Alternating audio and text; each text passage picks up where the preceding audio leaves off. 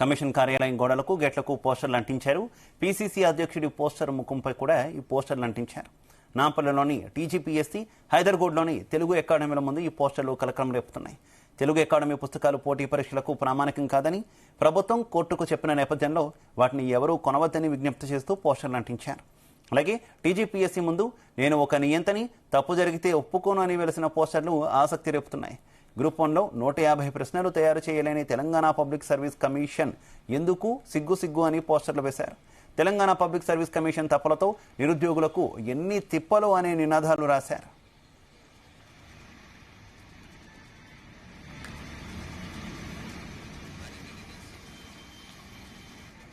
ఇక ఈ పోస్టర్ల కలకలానికి సంబంధించి మరింత సమాచారం మా కరెస్పాండెంట్ శ్రీచరణ్ అందిస్తారు. Sricharan, Telangana public service commission కార్యాలయం ముందు గ్రూప్ 1 పోస్టర్లు కలకలం రేపుతున్నాయి. రాష్ట్ర వ్యాప్తంగా కమిషన్ కార్యాలయం గోడలకు గేట్లకు పోస్టర్లు వెళ్తాయి. దీంతో పాటు కాంగ్రెస్ పిసిసి అధ్యక్షుడి పోస్టర్ ముఖంపై కూడా పోస్టర్లు వెళ్తాయి. నాపల్లిలోని టీజీపీఎస్సీ, హైదర్గూడలోని తెలుగు అకాడమీల ముందు వెచ్చిన ఈ పోస్టర్లు బేసిక్ గా ఏంటంటే తెలుగు అకాడమీ పుస్తకాలు పోటీ పరీక్షలకు ప్రామాణికం కాదని ప్రభుత్వం కోర్టుకు చెప్పిన నేపథ్యంలో వాటిని ఎవరు కొనవద్దని విజ్ఞప్తి చేస్తూ ఈ పోస్టర్లు వెళ్తాయి. అయితే యూజువల్ గ్రూప్ 1లో ఏంటంటే సివిల్ సర్వెంట్స్ కి యూనియన్ పబ్లిక్ సర్వీస్ కమిషన్ కి ఏదైతే ప్రిపేర్ అవుతారో గ్రూప్ 1 కి కూడా సిమిలర్ గా ఇండియన్ పాలిటీ, ఎకానమీ, జియోగ్రఫీ, అలాగే సైన్స్ అండ్ టెక్నాలజీ, ఎన్విరాన్మెంట్స్ ఈ సబ్జెక్ట్స్ అన్ని ఉంటాయి. సో సిమిలర్ గ్రూప్ 1 కి కూడా సెంట్రల్ సిలబస్ కి సంబంధించిన ప్యాటర్న్ కూడా తెలుగు అకాడమీకి సంబంధించినవి కాకుండా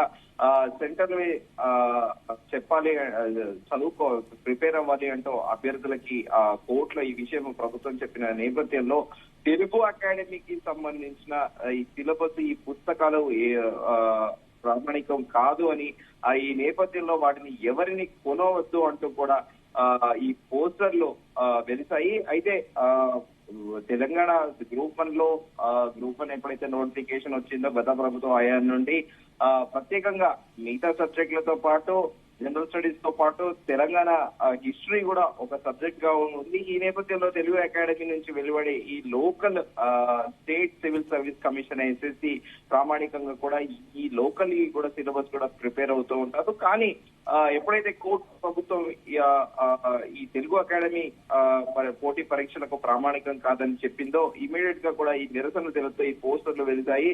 అలాగే టీజీపీఎస్సీ ముందు నేను ఒక నియంత్రణ, తప్పు జరిగితే ఒప్పుకోనని ఒక పోస్టర్ కూడా వెళ్తుంది. దీంతో పాటు గ్రూప్ 1లో 150 ప్రశ్నలు తయారు చేయలేని తెలంగాణ పబ్లిక్ సర్వీస్ కమిషన్ ఎందుకు సిగ్గు అంటూ కూడా మరో పోస్టర్ వెళ్తాయి. తెలంగాణ పబ్లిక్ సర్వీస్ కమిషన్ తప్పులతో నిరుద్యోగులకి ఎన్నో తిప్పలు అంటూ కూడా ప్రస్తుతం అక్కడ మనం ఆ బ్యారికేడ్ల దగ్గర అక్కడ ఈ పోస్టర్లు వెళ్తాయి. అయితే తెలంగాణ పబ్లిక్ సర్వీస్ కమిషన్ భారత రాజ్యాంగంలోని ఆర్టికల్ 315 ప్రకారము ఆగస్టు 2014-18 ఏర్పాటైంది. అయితే తెలంగాణలో సివిల్ సర్వీస్ ఉద్యోగాలకు దరఖాస్తులకు యోగ్యత, రిజర్వేషన్ నిబంధనల ప్రకారము ఈ దరఖాస్తుదారులను ఎంపిక చేసుకోవడం జరిగింది. అయితే ఈ రాజ్యాంగ సంస్థల్లోని ప్రభుత్వంలోని వివిధ ఉద్యోగాలకు తగిన అభ్యర్థులు ఎంపిక చేయడం ద్వారా తెలంగాణ ప్రభుత్వం సమర్థవంతంగా పనిచేయడానికి సహకరిస్తుంది. దీనికి తగిన నియామకాలు రూపొందించడము, పదోన్నతులపై సలహా ఇవ్వడము, బదిలీలు, క్రమశిక్షణ చర్యలు మొదలైనవన్నీ కూడా ఈ సంస్థ కార్యకలాపాలుగా ఉంటాయి.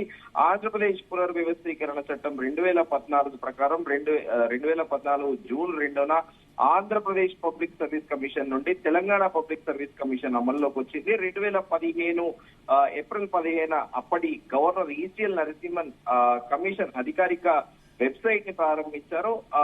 డాక్టర్ బిఆర్ అంబేద్కర్ విశ్వవిద్యాలయంలో ప్రొఫెసర్ గా పనిచేస్తున్న గంటా చక్రపాణిని టీఎస్పీఎస్సీకి మొదటి చైర్మన్ గా కూడా నియమించిన విషయం తెలిసిందే.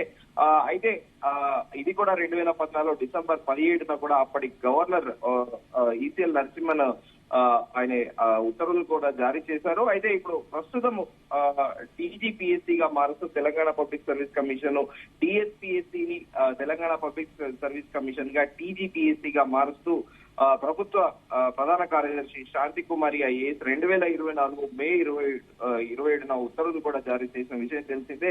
సో ఈ గ్రూప్ అనేది మనం చూసాము కొద్ది నెలల కిందట అటు డిఎస్సి తో పాటు గ్రూప్ 2 అభ్యర్థులు కూడా ప్రొటెస్ట్ చేశారు. తాజాగా గ్రూప్ 1 పైన కూడా అక్కడక్కడ కూడా కొన్ని స్పెక్యులేటివ్ గా చర్చలు నడుస్తా ఉంది.